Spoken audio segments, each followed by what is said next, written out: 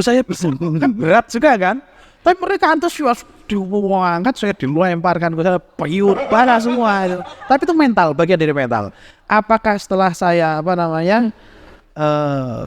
basah kuyup tercebur di situ terus saya berhenti? Enggak. Saya bangun dalam keadaan basah kuyup, naik ke panggung lagi saya, ceramah lagi saya. Jadi jiwa dakwahnya tuh nggak hilang meskipun walhasillah.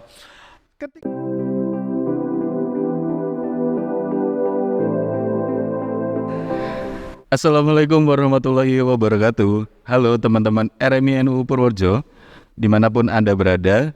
Tahun ini RMI NU Purworejo hadir lagi menemani hari-hari selama bulan Ramadan tahun ini. Profil dari narasumber kita pada kesempatan kali ini, beliau adalah Agus ya, atau Kiai Haji Irfan Hakim Syazali SPD. Beliau menempuh pendidikan formal di IAIN Kediri dan juga menempuh pendidikan pondok pesantren di Lirboyo. Saat ini beliau juga aktif di beberapa organisasi yang ada di Kabupaten Purworejo. Salah satunya adalah RMI NU Purworejo sebagai Ketua Divisi Madin NU RMI NU Purworejo. Kemudian juga menjadi Ketua LIM cabang Purworejo, dan juga yang pasti menjadi pengasuh atau salah satu pengasuh di pondok pesantren At-Taslimiyah Lubang Lor Butuh. Kita sapa dulu. Selamat malam Gus. Selamat malam Mas Geri. Assalamualaikum warahmatullahi wabarakatuh. Selamat banget. Jadi teman-teman bisa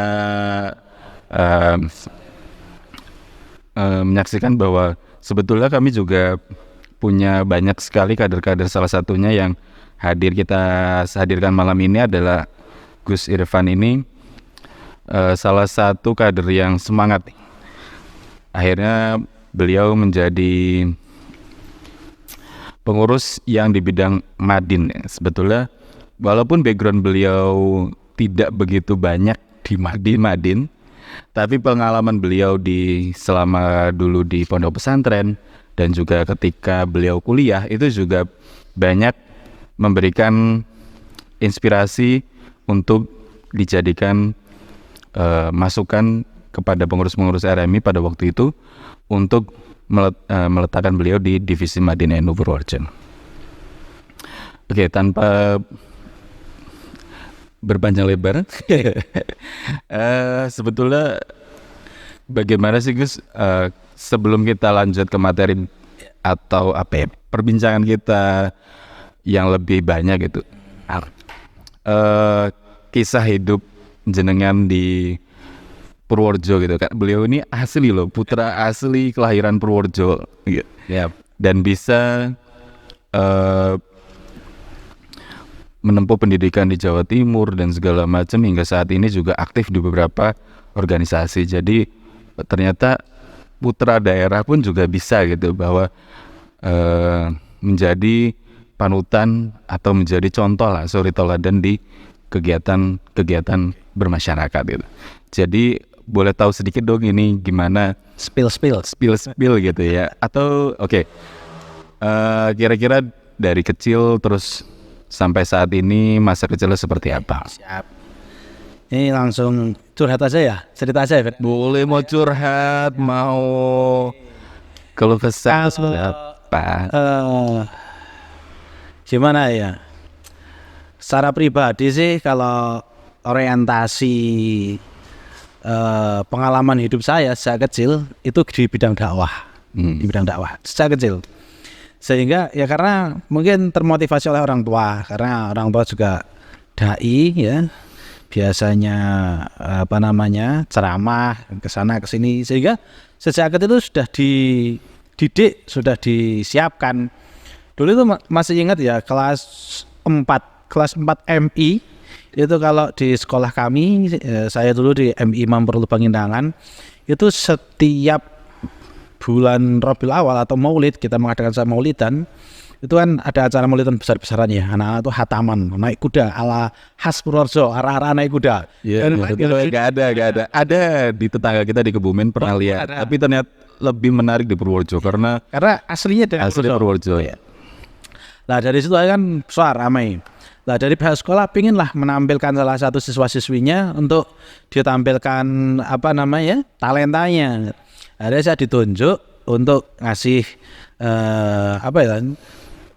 kalau anak-anak sekolah itu pildacil. Betul. Nah, jadi sejak itu sudah diajari ya, bahkan adik-adik saya juga seperti itu. Jadi orang tua itu sudah dari kecil sudah menanamkan jiwa dakwah itu. Kelas 4, kelas 5, kelas 6 selama 3 tahun ya, setiap ada event hataman itu pasti ditampilkan untuk isi ceramah, dan itu sangat berkesan sekali karena orang tua itu dalam melatih juga sangat gigih sekali. Kita juga berlatih keras supaya bisa tampil perfect lah, katakanlah seperti itu. Akhirnya sekali 2 kali alhamdulillah respon dari audiens, dari masyarakat, dari pihak sekolah pun sangat antusias, sangat positif sekali. Akhirnya terbentuklah jiwa-jiwa dakwah saya ya karena terinspirasi dari orang tua. Selesai dari MI, kalau tadi yang disebutkan hanya di Pondok Lirboyo ya, sebetulnya masih banyak di luar Lirboyo, tapi yang paling lama insya Allah di Lirboyo paling lama. Pertama itu pernah di Pondok Lulul Quran Maknun Senepoh, pernah waktu MI juga kelas 5 dan kelas 6 ya, pernah di sana. Selesai dari situ ke Pondok Miftahul Ulum di Wonoyoso Kebumen. Biasanya kalau anak-anak santri bilangnya MU. MU bukan MU klub sepak bola, bukan ya, cabang Kebumen. MU cabang Kebumen. Ya itu di Wonoyoso almarhum Pak Kiai Haji Abdurrahman. Dan saat itu ngaji Al-Qur'annya saya ikut di salah satu pesantren di Kebumen juga, itu namanya Pondok Pesantren Nurul Abror, Keranggan, pas di tengah kota itu, di tengah kota. Sebelah baratnya kampus Ungu kalau kita lihat di Kebumen itu. Jadi kita kalau bahasa Al-Quran yang ngelaju ke sana. Selesai dari situ, selesai MTS, kami melanjutkan langsung ke Pondok Lirboyo. Alhamdulillah 2006 saya berangkat ke sana. Kemudian bisa wisuda, kalau istilahnya secara ramah tamah itu 2015. Nah, nanti di dalamnya juga tidak lepas dari dakwah lagi ya. Jadi waktu di Lirboyo sama teman-teman ditarik sama Dewan Guru, ditunjuk untuk ikut di lembaga dakwah Pondok Pesantren Lirboyo, yaitu LIM. Apa aja LIM? Lembaga Ittihatul Mubalighin. Lembaga Ittihad artinya persatuan, Mubalighin para mubaligh. Jadi lembaga persatuan para mubaligh. Dari situ banyak pengalaman baik itu secara pribadi dalam mengisi materi, dalam berdakwah, ataupun kita di lapangan. Jadi ya kalau menurut saya lebih faknya itu di lapangan ya. Jadi bagaimana sih dakwah di medan-medan yang berbeda, ada di pegunungan, di sekolah, di instansi-instansi pemerintah, bahkan ngisi juga di Brigade Infanteri. Iya di Yonif itu, Yonif berapa itu ya, di Kediri itu. Kita ada jadwal khutbah di sana juga dan lain-lain. Itu dari situlah selesai dari pesantren Lirboyo, saya melanjutkan di pesantren Maunasari, Bandar Kidul Kediri. Sekalian mengenyam pendidikan formal di IAIN Kediri. Di situ juga awal mula kiprah saya masuk ke Madin secara formal. Sebelumnya pernah sih ngajar di guru Madin ya. Waktu kita masih di Lirboyo itu dikirim di salah satu lembaga pendidikan di Kota Kediri, agak besar sih, namanya BPI Ar-Rahman di Jalan Supit Urang Mojoroto. Kemudian alhamdulillah bisa berkembang. Nah, begitu saya masuk ke Maunasari, di sana katanya dulu pernah ada Madinnya tapi vakum. Saya datang sudah nggak ada lah, katakan nggak ada. Akhirnya begitu saya datang ke Maunasari, karena itu pondoknya basicnya Al-Quran ya. Kemudian saya pengen belajar Al-Quran di sana. Baru 1 minggu saya di sana, baru 1 minggu Mas Gary. Itu ada teman saya dari Lirboyo nganter adiknya. Dia bilang ke saya, "Pak, ini adik saya titipkan ke jenengan ya. Ya kita bareng-bareng di sini sama-sama anak baru gitu." Cuma saat itu alhamdulillah sudah selesai pendidikan madrasah di Lirboyo saya. Nah, dari satu anak ini, kemudian anak ini bilang ke saya, "Pak, di pondok kan belum ada ngaji kitabnya saat itu ya, cuma tahfidzul Quran aja. Gimana kalau saya ngaji kitab kenjenengan, Mbak? Akhirnya saya bilang, oke lah, enggak apa-apa, tapi jangan di sini, jangan di pondok. Kenapa? Banyak orang-orang yang lebih senior gitu loh. Lalu gimana? Kita di masjid kampung. Kebetulan di sebelah itu ada Masjid Darul Najah, itu masjid masyarakat di situ. Saya keluar dari pondok, dia keluar dari pondok, kita ngaji di sana. Dan saya bilang sama dia, kalau kamu ngaji ke sini sama saya, kitabnya tuh jangan di tenteng, jangan ngedeng kan. Kalau kita bawa, kita kan gini ngedeng, orang-orang kan tahu. Saya suruh ngumpet ke, jadi dia masukkan ke dalam batu, gak ada yang tahu. Tahu-tahu dia keluar ya. Kemudian di mana masjid kita ngaji. Dari satu anak itu akhirnya berkembang 2, 3, 4, 5, 6. Nah, lama-lama kan banyak yang ikut ngaji. Pengurus pondoknya tanya, ini anak-anak kalau malam kok keluar gitu. Emang kalau jalan sih keluar boleh keluar ya. Yang penting tidak pulang ke rumah atau pergi jauh gitu. Kalau cuma sekitar pondok tidak apa-apa. Karena untuk pondok Quran kadang deres ya, nambah hafalan itu juga butuh suasana tempat yang tenang, yang enggak isi nyaman gitu ya. Salah satunya kadang di masjid desa setempat. Habis itu pengurus tanya, kalian keluar kemana gitu kan? Saya ngaji sama Pak Irfan di masjid. Kemudian paginya saya dipanggil sama ketua pondok. Kebetulan ketua pondoknya itu adik kelas saya di Lirboyo. Namanya Gus Syafiq dari Pondok Al Azhar Citangkolo, Kota Banjar itu. Kebetulan kemarin ayahnya baru meninggal ya, kita doakan semoga husnul khotimah. Amin. Lah, dari situ akhirnya dia menawarkan, daripada ente ngaji di luar, gimana kalau kita di sini bikin madrasah aja gitu. Nah, pertimbangan saya karena saya anak baru ya, nggak enak sama yang sudah senior. Akhirnya saya bilang, ya oke Gus, tapi kita harus melibatkan semua pihak. Oke, semua kita rangkul, kita tarik. Ya namanya mengawali sesuatu pasti ada yang pro dan ada yang kontra. Nah, itu yang senior banyak yang bilang, ini anak baru kok. Apa ya istilah ya? Gaya atau anak baru cari muka gitu kan. Akhirnya karena saya itu niatnya bismillah lah, pengen berbagi dengan teman-teman ilmu yang telah saya dapatkan gitu, dan juga saya juga merangkul dari senior-senior yang ada gitu kan. Akhirnya kita susun lah kurikulum, kita susun pengajar dan menyusun struktur madrasah ya. Saat itu saya disuruh jadi kepala madrasah, saya tidak mau. Yang saya mintakan kakak kelas saya di Lirboyo, kebetulan di sana jadi wakil ketua pondok, saya minta jadi kepala madrasah, ya namanya Pak Ismail. Dari situ alhamdulillah berdirilah madrasah. Kalau yang laki-laki namanya Madrasah Al-Munziriyah, kalau yang perempuan namanya Madrasah Ma'unasari Lil Banat gitu. Dan alhamdulillah sampai hari ini meskipun saya sudah pulang, sudah beristri, motivasi teman-teman yang dengar juga yang belum nikah ya, ini motivasi buat kalian lah ya. Akhirnya alhamdulillah sampai sekarang kabar dari teman-teman di sana ya tetap berjalan lancar dan alhamdulillah semakin berkembang, semakin tertata rapi. Itu pengalaman saya di pondok pesantren. Kemudian begitu saya masuk ke kampus ya di IAIN Kediri, itu jiwa dakwahnya itu nggak lepas, nggak hilang gitu loh. Ada sampai di sana saya sama teman-teman yang alumni Lirboyo yang kebetulan juga kita kuliah di kampus itu, kita ngumpul, kita gimana ya kalau kita bikin kajian yuk gitu. Oke lah, kita bikin kajian karena nyuwun ngapunten memang teman-teman yang di IAIN Kediri itu banyak yang bukan dari pondok pesantren gitu loh. Bahkan beberapa teman saya di kelas itu juga ada yang berangkat dari pendidikan umum, sehingga untuk pemahaman keagamaan itu mereka masih kepingin nambah gitu.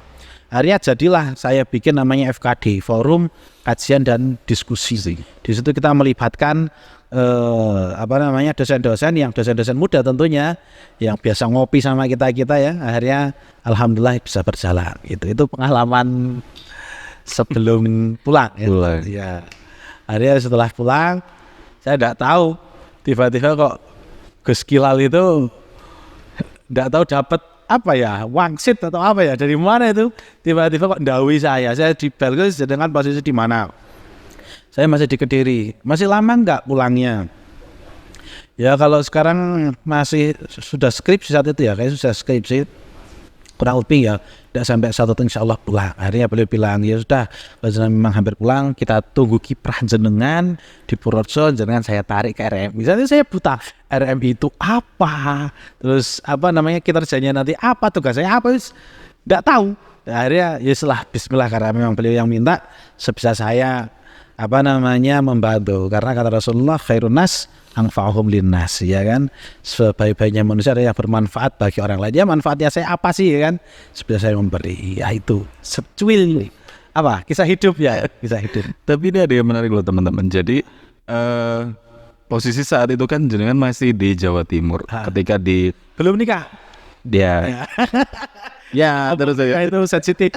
Enggak, maksudnya ketika jenengan dihubungi oleh Gus Gilar itu kan posisi juga masih ada di Jawa Timur. Iya, betul. Itu kan bagaimana ya mungkin apa ya, ya istilahnya kan dari perpindahan dari Jawa Timur ke Purworejo itu kan maksudnya ke mungkin di Purworejo juga belum banyak yang tahu sebetulnya. Belum. Kiprah jenengan yang mungkin kalau teman-teman sejawat jenengan sudah banyak yang tahu. Jadi kan teman-teman yang di Purworejo untuk saat ini pada waktu itulah sebetulnya itu kan banyak yang belum tahu juga gitu. Jadi dan fun fact-nya lagi nih teman-teman, jadi ketika saya pertama kali sowan main ke tempatnya Gus Irfan itu juga ya itu ternyata beliau juga baru pulang gitu, maksudnya baru boyong kan. Jadi fun fact-nya lagi adalah ketika saya itu juga saya belum pernah kenal, belum pernah ketemu, belum pernah berhubungan gitu, tapi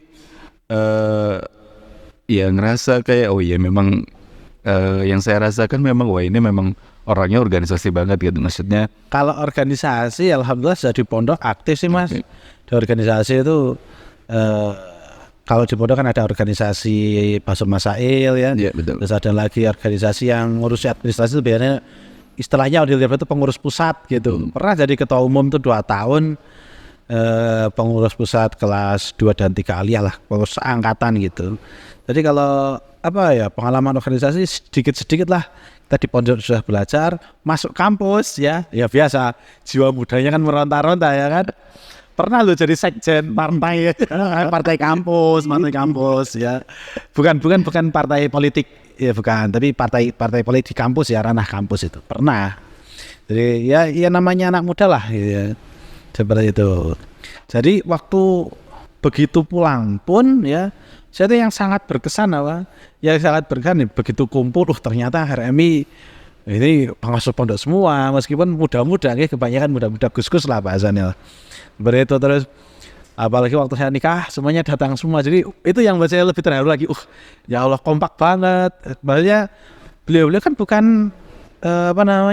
pondok kecil saja, banyak gus-gus pondok besar juga kan yang ada di kepengurusan, tapi beliau juga maksudnya gimana ya, enggak terus aku gus pondok gede terus enggak mau berkumpul yang kecil, enggak, mereka datang gitu loh. Itu yang membuat hati saya tergugah, terus motivasi bagi saya untuk lebih semangat lagi ya di RMI lah ya. Mereka aja yang pondoknya besar, satunya banyak aja semangat loh ngurusi, masa kita yang menengah ke bawah kan istilahnya gitu ya, pondok gurem ya, masa kita kalah sama mereka gitu loh. Betul. Saya itu yang bikin kagum di RMI itu itu gus-gus besar yang jadi pengurus, mereka enggak istilahnya jaim gitu loh. Kalau ada kegiatan mereka ikut nata kursi, ikut nyapu ya kan. Mereka aja mau, masa kita enggak. Malah kadang saya yang pulang duluan ya. Ya kadang paling jauh. Sekarang apa, tapi kalau pas acara enggak sih. Mulai sadar tahu ya. Iya betul. Karena aku kok pulang dulu ya kan. Secaranya ulun masih ngangkuti karpet tuh dan ya itu. Itu Mas Ger, pengalaman saya sampai masuk ke RM. Oke. Jadi kita bisa tahu nih teman-teman bahwa nggak kalah kok teman-teman yang ada di daerah atau di pelosok. Maksud saya juga ya bukan mengatai maksudnya, tapi melihat kondisi dan situasi bahwa kehidupan beliau pun dari masa kecil itu juga bukan dari kota besar lah gitu. Betul. Dan Bukan itu orang kota. bukan orang kota ya bahasanya Sunggulan. deso gitu. Betul, jadi menurut saya nggih, meskipun kita kalau saya kan daerah Butuh kan perbatasan Kebumen nggih. Betul. Itu pelosok Dan masih masuk lagi gitu, masuk dari jalan masuk dari jalan nasional masuk ke selatan masuk lumayan, artinya kita ya orang desa lah, katakanlah orang pelosok. Dan juga kalau melihat jumlah santri di tempat saya kan bisa dikatakan pondok gurem ya, menengah ke bawah. Nah, tapi ketika diajak oleh teman-teman Arab itu ya tergugah, artinya kita yang dari pelosok tetap bisa berkiprah lah. Dan nanti mungkin itu motivasi buat teman-teman yang di pelosok ya kan, di seluruh Indonesia, katakanlah terutama daerah Lampung kan Mas, kita Lampung ya kan. Kalau daerah Sumatera banyak yang masuk ya, daerah pelosok masih masuk gitu ya. Nah, itu tetap bisa berkiprah. Bagi saya kedudukan kita secara geografis, letak kita di mana itu tidak menutupi kiprah kita gitu loh. Dari kiprah itu nggak harus diwujudkan harus di tengah kota, itu nggak. Dimanapun kita berada, apa yang bisa kita berikan pada orang lain, yaitu kiprah kita di situ. Gitu, Gus. Oke. Sebetulnya saya juga pernah dengar cerita menarik nih, Gus. Jadi ketika mungkin saya lupa ini posisinya jenengan ada di kampus atau di pondok pesantren pada saat itu, bahwa jenengan juga sering pernah gitu di suatu kondisi mengisi ngaji atau apa gitu. Jadi teman-temannya pada kabur, terus jenengan sebetulnya bukan bully ya, tapi sebetulnya lebih ke mental ya. Sebetulnya saya agak tertarik.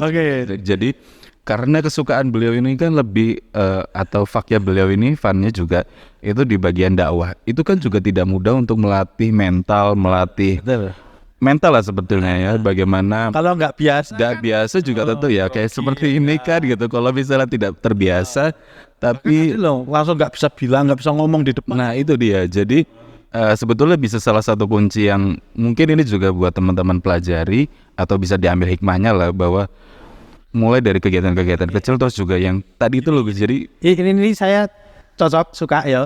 Mumpung kemarin kan ada beberapa kasus tentang pembulian di pondok pesantren. Nah ini sekalian kita buka wawasan kita ya. Apa sih di pondok kok ada pembulian seperti itu, terus ada istilah gojlok gitu ya. Gojlok itu apa gitu ya. Kalau sedikit saya pengen bisa menyampaikan, sebetulnya di pondok itu istilah gojlokan itu sudah ada sejak dulu.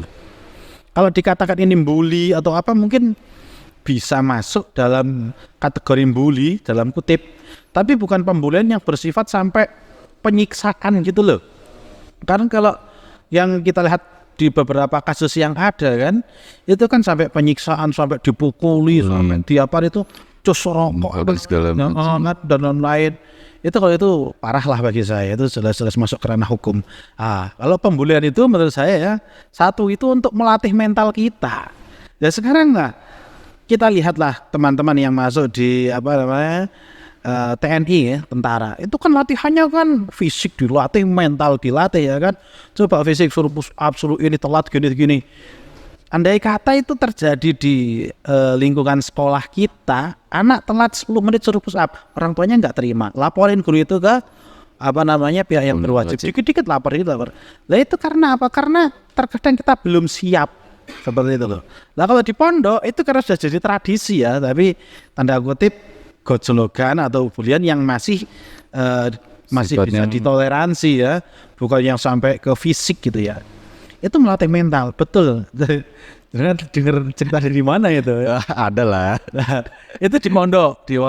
Jadi di pondok itu ada istilah khitobah. Khitobah itu belajar ceramah ya. Jadi setiap malam Jumat kan kita ngaji libur ya. Biasanya kalau habis maghrib itu kita tahlil bersama. Habis isya kadang kita baca barzanji atau tiba, atau maulid yang lain seperti ya ulami dan lain-lain. Setelah itu ada khitobah. Di beda pondok beda istilah. Ada istilah khitobah, ada istilah apa lagi ya biasanya ya. Kalau di tempat saya namanya jamiahan. Lah di situ nanti kita mengadakan acara sesuai tema, yang tema itu biasanya ada di bulan tersebut. Contoh di bulan Maulid kita mengadakan acara Maulidan. Di bulan Rajab di Isra Mi'raj. Di bulan Agustus ada 17-an.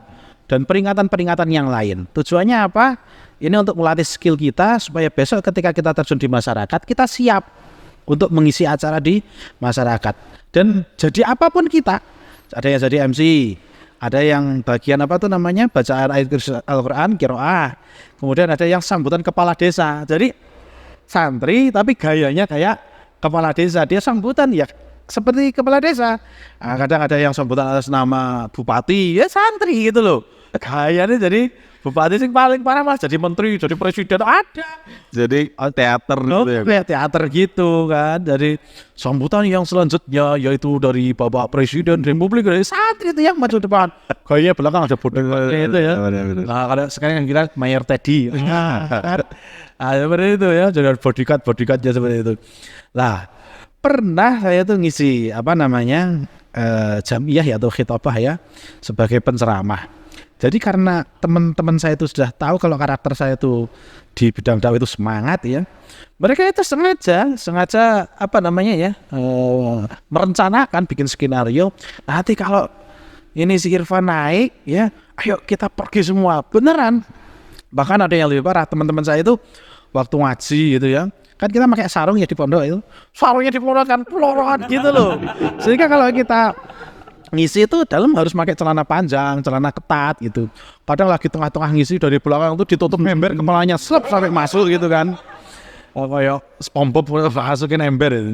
Seperti itu. Saya pernah tengah-tengah ngaji itu kan ya tubuh saya kan big size ya, tapi kayaknya dulu belum loh Gus. Iya. Saya sampai bayangkan ini kalau orang ngangkat saya, satu orang dua orang enggak bakal kuat lah kata-kata. Nah saat itu bareng-bareng kompak 10 anak ngangkat saya, dilempar ke tempat wudhu. Bayangkan tempat wudhu itu pak ya kayak bak mandi tapi panjang, dulu lempar ke saya mikirnya maksudnya tubuh saya kan berat juga kan, tapi mereka antusias diangkat, saya dilemparkan ke sana, payur bala semua itu. Tapi itu mental, bagian dari mental. Apakah setelah saya apa namanya basah kuyup tercebur di situ terus saya berhenti? Enggak. Saya bangun dalam keadaan apa namanya basah kuyup, naik ke panggung lagi saya, ceramah lagi saya. Jadi jiwa dakwahnya tuh nggak hilang meskipun walhasillah. Ketika saya naik lagi dalam keadaan basah kuyup, teman-teman pergi semua balik ke kamarnya masing-masing. Kan acaranya itu di depan kamar ya. Kamar ada ruangan agak luas lah, kalau bahasa anak pondok di jerambah gitu. Mereka masuk kamar lagi, malah ada yang ngatain orang gila gitu. Pokoknya saya sudah nyiapkan materi ini sampai selesai ya harus selesai gitu kan. Akhirnya benar saya selesai. Begitu saya selesai ya, kemudian dilanjutkan acara dengan doa. Nah, karena doa sakral, mereka keluar lagi ikut doakan, gitu loh. Di hatiku kayak, waktu saya ngisi mereka pergi, waktu orang lain yang doa kok malah kumpul lagi kan gitu. Tapi bagi saya ini adalah suatu apa namanya ya, pembelajaran yang luar biasa. Jadi ada yang kata saya ceramah kok ada orang yang ngatain ABCD, bagi saya no problem gitu loh. Itu hal sepele, hal biasa, karena di pondok itu lebih parah gitu, lebih parah dari itu ya kan. Jadi itu untuk apa namanya bekal kita lah ya, bagaimana supaya tetap teguh dalam berdakwah gitu Mas. Betul. Okay. Ya, sementara kita cukupkan dulu untuk yang pertemuan ini. Kita akan kembali lagi di pertemuan berikutnya. Jadi teman-teman RMI bisa kita coba ingatkan lagi buat teman-teman yang ingin mengajukan pertanyaan, baik itu tentang pendidikan atau tentang Madin atau tentang kaidah-kaidah keagamaan yang lain, bisa teman-teman RMI sampaikan di Instagram kami. Kirim pesan DM di @rmipurworejo, hurufnya kecil semua, atau di komen, silahkan komen di setiap tayangan YouTube yang sudah kami sajikan pada Anda semua.